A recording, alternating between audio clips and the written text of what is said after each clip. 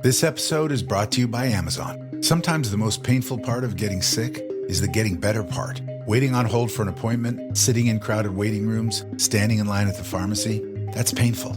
Amazon One Medical and Amazon Pharmacy remove those painful parts of getting better with things like 24/7 virtual visits and prescriptions delivered to your door. Thanks to Amazon Pharmacy and Amazon One Medical, healthcare just got less painful.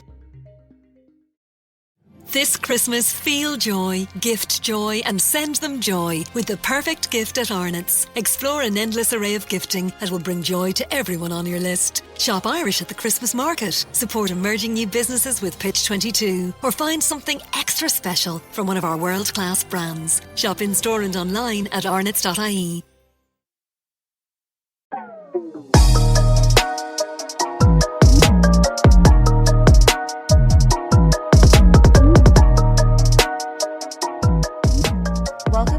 Mama Mystery. I am your host, Kelly, and today is episode 2 for the month of October. My goal is to get as many episodes out as I humanly possibly can, but I, again, am human, and I am also a mother, so I'm going to be doing my best to get as many out as I possibly can. There's going to be more than 2, maybe even 3 a week, so make sure you check back regularly, that you're subscribed so you get those notifications that we have new episodes out, because they're going to be coming at you all month. So today's story, I want to give you a fair warning, because this case involves children, and parts of this story will enrage you, like it enraged me. But there are some heroes to this story, so I decided to move forward with this episode because of that little sliver of faith in humanity that was restored by said heroes. And this story was recommended by Sandra B. Living on Instagram. You can request cases to us on our Instagram, which is mama.mysterypodcast, or you can also go to mamamystery.com. We have a request form on our website, so if there's ever a case you want to request, you can check us out on there. And with that being said, I'm going to just dive right into today's episode, which is the story of Amanda Hamm and the Clinton Lake tragedy. So Amanda Hamm grew up in central Illinois in a very small town called Clinton. Her biological father left when she was 3, and when she was 11, her mom, Anne, married a man named Mark Walston.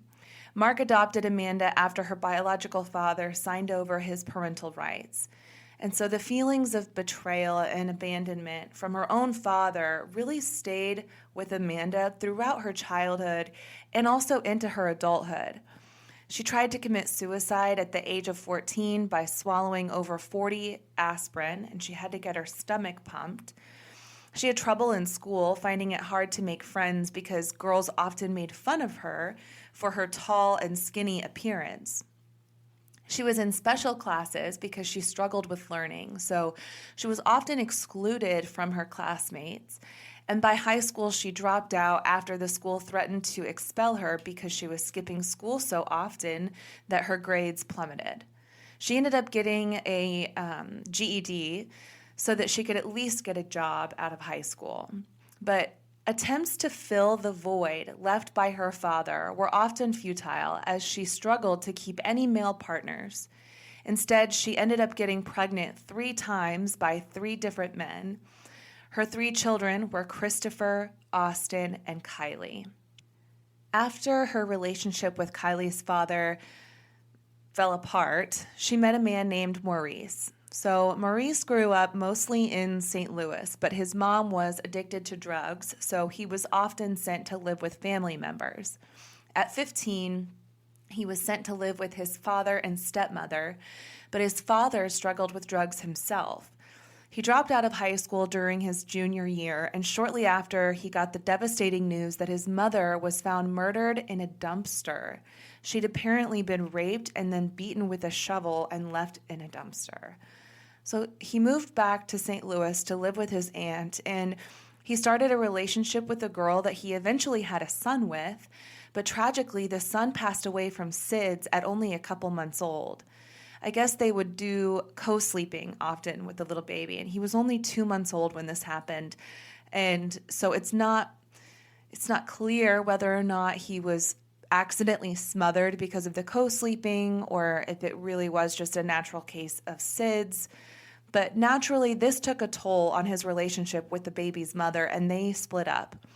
After this, he chose to go back to his dad's house, and at the age of 27, he met Amanda while she was working at a mail packaging company.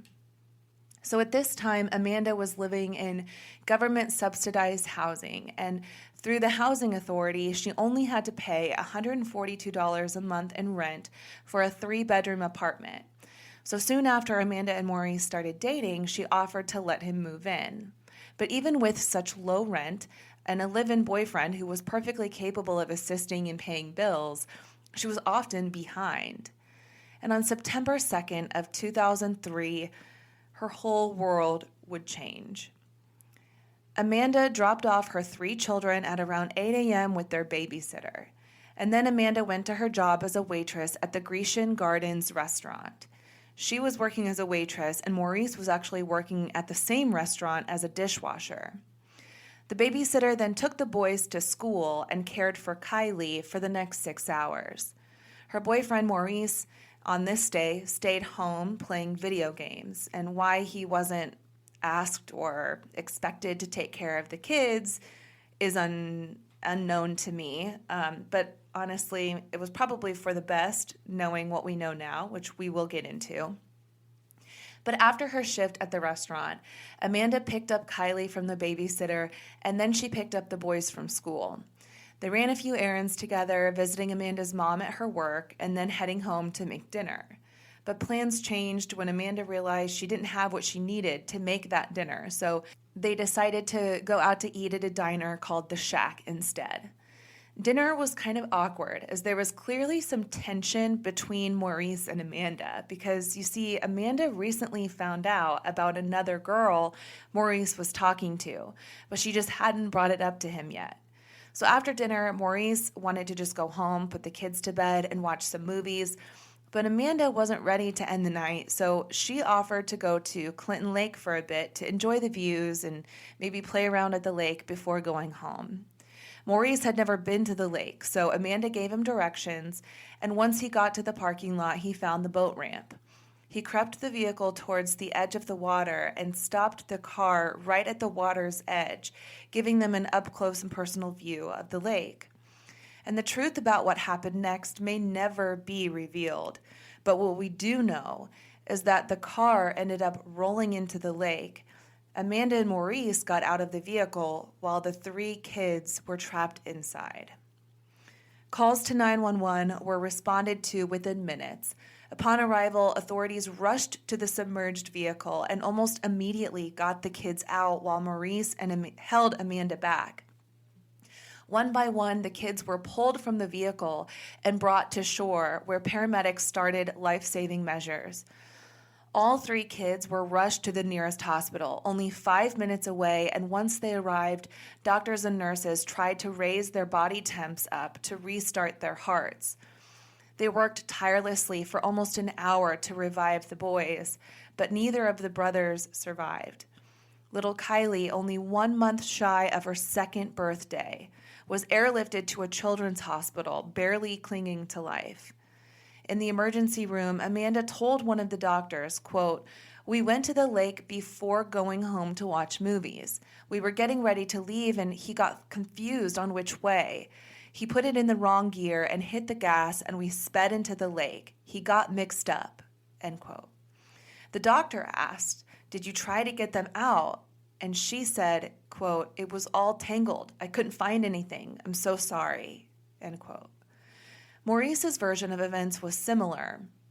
He told Sheriff Massey that the trip to the lake was for some quality family time, that when they got to the lake, they got out to play for about 45 minutes, and then he parked the car on the boat ramp about 8 to 10 feet away from the water, and that when they decided to leave, the kids were buckled in the back seat. He said he put the car in reverse, and that when he did, he kind of slammed on the gas, causing the wheels to spin out. And as the car rolled into the water, he tried opening the window so that he could get out, but couldn't get out of the window. He said Amanda got out, but he wasn't sure how. And he said Amanda immediately swam to shore to run to a payphone to call for help, and that he soon followed after he tried to get the kids out of the back but couldn't open their door. And trust me, I know you're probably just reeling in your mind. Like, this doesn't make any sense. Like, they're parked on a boat ramp. How fast could the car really go into the water? And it's probably hard to wrap your head around the fact that two perfectly capable adults got out of the vehicle and then watched the car go underwater with 3 kids inside without doing anything to get them out. And trust me, I'm right there with you. I have questions too. None of this makes sense to me. And none of it made sense to investigators either. One EMT told Dr. Gill in the emergency room, quote, "We got in there and the water was so shallow, it wasn't hard to get them out," end quote. They were in only 4 feet of water. When police pulled the car from the water, all 4 doors were unlocked and easily opened. The front passenger window was completely down. The ignition was in the on position, the shift was in reverse, and every seatbelt was unbuckled. The ramp itself had recently been repaved with deep grooves carved into the ramp to add more traction to avoid accidents like this, although most accidents occur with a heavy boat attached that would be dragging or pulling the car towards the water, not just a car slipping in by itself. Kylie was transferred to Peoria Hospital, and doctors wouldn't give any insight to her chances because it was too soon and too risky to tell. But despite that, Amanda stayed behind to stay with Maurice, even though her family urged her to go be with her daughter. Eventually, Amanda would leave for Peoria, but Maurice stayed behind with police. Doctors did everything they could to save Kylie, but ultimately the time that she spent underwater was too much for her tiny body to bear, and she was taken off of life support the following day and passed away in her mother's arms. Amanda and Maurice were subjected to interviews with investigators right away. Authorities just found the whole ordeal so hard to believe and couldn't wrap their heads around how a mother could not have done more to save her children from only 4 feet of water. Amanda and Maurice were interviewed separately, and tensions started running high between them, and Amanda's family, who back at home seemed far more distraught than Amanda or Maurice did. And at one point, family members back at the house heard them showering together in the bathroom with Amanda's family in the house literally the day after Kylie passed away. This is just such bizarre behavior, and I'm sure red flags are flying left and right, and the family is probably just like, what the fuck is going on? The autopsy results revealed that all 3 kids succumbed to drowning. But when Sheriff Massey released a statement on the cause of their death, that is all he would offer. He refused to address anything else about the case at the time. So investigators brought Amanda to the boat ramp so that she could show them exactly what happened. Her version of events was that they parked 4 to 6 feet away from the water on the boat ramp. And then when it was time to leave, Maurice was agitated because she was trying to tell him the safest way to get the car off the ramp by putting 1 foot on the brake and 1 foot on the gas and slowly easing off of one and onto the other to ease back up the ramp, right? But she said he was like, I know, and then yelled, "Hold on," before slamming on the gas and just losing control. She said she got out of the car and ran to the payphone to call for help, believing that Maurice stayed behind to get the kids out. But obviously, that's not what happened. He ran up right after her to talk to 911 with her, and she said she could see her kids' faces looking at her through the back window, screaming for her, screaming for help. That part just... I can't wrap my head around it. My brain refuses to accept it because as a mother of 3 kids, I would drown myself before I ever let any of them drown in water. It blows my mind. The next day, Maurice was brought to the ramp with 5 police officers to go over his version of events. He told them a similar story about the wheels spinning out, but investigators pointed out that the ground was dry and that there were not tire marks on the ramp. They also pointed out that a mechanism on the car would prevent the front tires from spinning out like he originally stated. So they're just breaking apart his story piece by piece, and they notice that he's sweating and that he's getting nervous and saying things like, God is going to punish the people who condemn an innocent man, things like that. Fundraisers were held to raise money for the 3 funerals, and when the day came for the funerals, Maurice was not allowed to attend in an attempt to avoid any conflict with the children's biological fathers. On September 17th, just a couple weeks after the incident, Amanda was brought in for yet another police interview. A case is now building against Amanda and Maurice as police believe that this was not an accident. Amanda had even admitted to a friend that she believed Maurice may have done this on purpose, but police believed they were both culpable. So they bring Amanda in for more questioning, and during this interview, she admitted that her and Maurice had a very volatile relationship, that he was often controlling and unfaithful, but he would get jealous if she talked to anyone else. She said that he could be violent with her, and sometimes he would scare the kids. On some occasions, she recalled him chasing one of the boys around the house with a knife as a joke, and jokingly putting 6-year-old Christopher's head in an oven, again as a joke. Her recollection of events that day seemed to change as well. She said that when they pulled up to the lake, Maurice sped towards the water and it scared everyone in the car. And she said that he also held both boys upside down over the water, joking that he was going to drop them in the cold water. And then Christopher's hat fell in, but they pulled it out. And then it fell in a second time, but they just left it there because the water was too cold. She also said that when it came time to leave, she offered to drive because she had a bad feeling. And these were all new details that she'd never revealed before. She admitted to police that she felt like Maurice did this on purpose, not just to kill the kids, but to hopefully do away with her as well. But if that were the case, why? They aren't even married. The home they live in is hers, not his. What would he stand to gain by killing all 4 of them rather than just leaving them? Like, that theory just does not make sense to me. I believe he wanted Amanda to himself, and he wanted the kids to stop getting in the way of what he wanted. And at one point, there was talk of Amanda and Maurice moving back to St. Louis, but she knew she couldn't take the kids with her. And she even offered to try and take Kylie, but leave the boys with her mom, although her mom was like, I can't take the kids. I've already raised kids. I'm too old to take your kids. And so the plan just didn't work out. And I think Amanda was just so desperate to keep a man in her life that she let it all happen. Because there's just no way you can convince me that any decent mom on this earth would stand idly by while their children are screaming for their mommy in a sinking car. Like I said, I would drown with my kids before I'd ever let a single one of them sink. And I know every mom listening to this is probably nodding their heads right now and thinking the exact same thing. As time went on and more informants came forward, a friend of Amanda's confirmed that Amanda was trying to get her mom to take the boys so that she, Maurice, and Kylie could move to St. Louis. And then Amanda made comments to police that Maurice would say things like, quote, how much easier would it be with just one kid, end quote. And he always seemed to favor baby Kylie.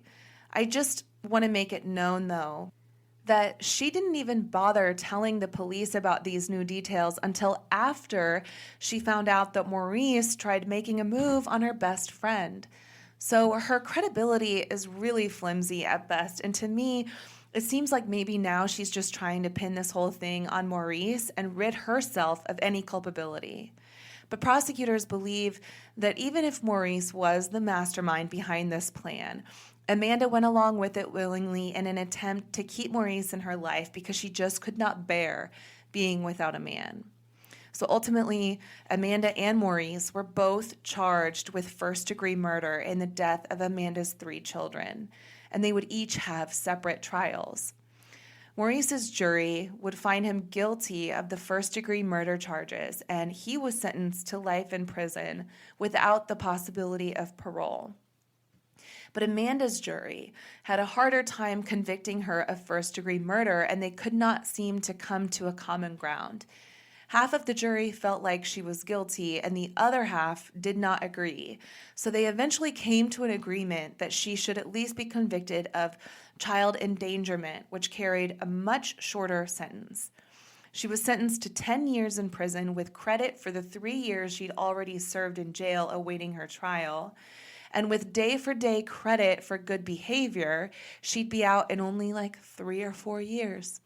But in September of 2008, Amanda was released after serving only 19 months in prison and had to stay in a halfway house. While she was staying in this halfway house, she sent pictures of herself to Maurice while he was in prison. Then, at the age of 33, she met a man named Leo Ware. So Leo was 11 years older than Amanda. Living in Chicago, he had a record of drug convictions on his record. Less than 1 year after being released from prison, Amanda became pregnant with Leo's baby, and a little girl was born in June of 2010. A month later, Amanda and Leo got married, and they had another little girl the following year in November of 2011. Then she got pregnant a third time in February of 2014. But this time was different. The doctor treating her recognized her, and he did a little digging. He thought she looked familiar and confirmed his nightmare that this was, in fact, the mom who was charged and convicted in the death of her 3 children years prior. Because you have to remember, this is a really small town, and when this happened, it shook the entire community. So at one of her prenatal appointments, the doctor walked in with an administrator and asked her to confirm her identity. At this point, she was going by the name Amanda Ware, but she confirmed that, yes, she was Amanda Hamm. They informed her that she is on a list of child abusers with the state, and she was required to report the pregnancy to the Illinois Department of Children and Family Services. She had no idea she was on this list because I guess when she got the mail to let her know, like some letter in the mail to let her know that she was on this list, she was in prison. But because she was on this list, her newborn baby and her 2 daughters were taken into custody and sent to stay with their father's sister. A judge demanded that Amanda and Leo undergo mandatory drug testing and counseling, and that Leo attend 26 domestic violence classes because he had been charged with domestic battery the previous year after an altercation with Amanda.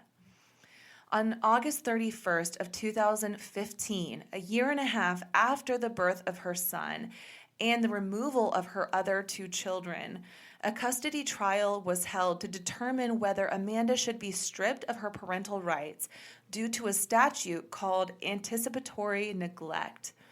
Not only were the details of the triple murder of her 3 children brought up in court, but also multiple incidents where Amanda and Leo had violent altercations that required police intervention.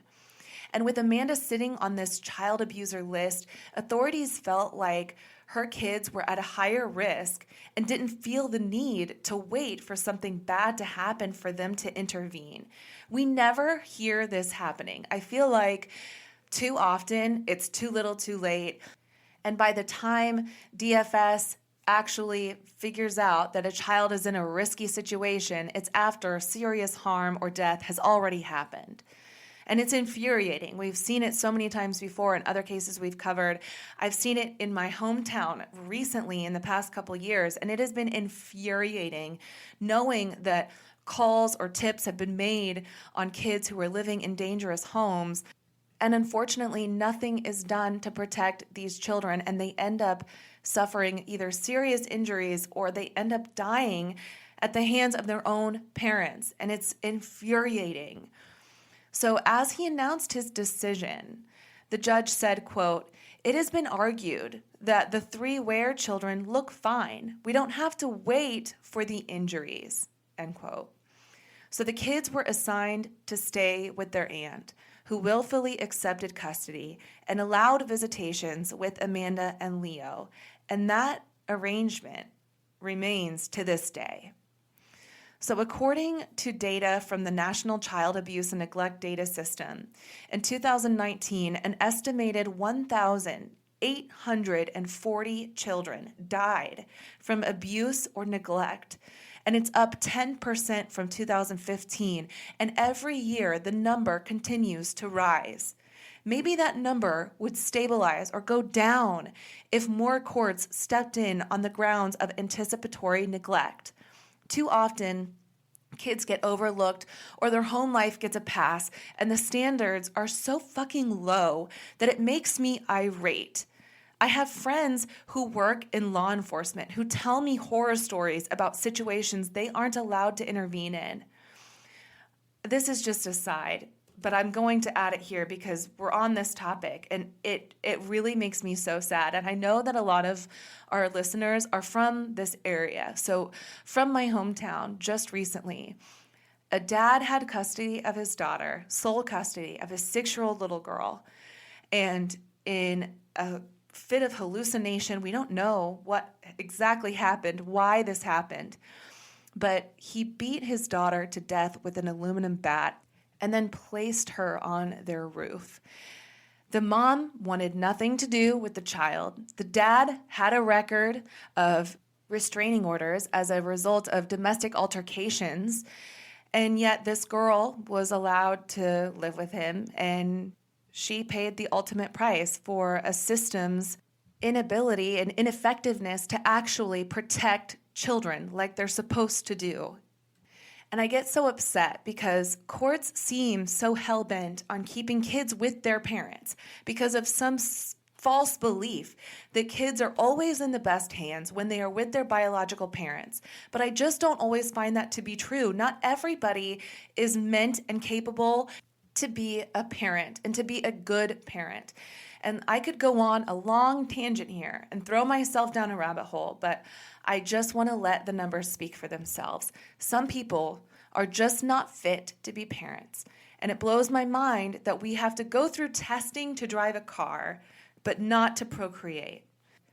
But I thought it was important to tell this story because a little bit of my faith was restored in humanity, knowing that 3 kids seem to be protected from an uncertain fate when a judge stepped in and said, on this statute of anticipatory neglect, we are going to send these kids to live with someone else because we don't have to wait for something bad to happen to take kids out of a home.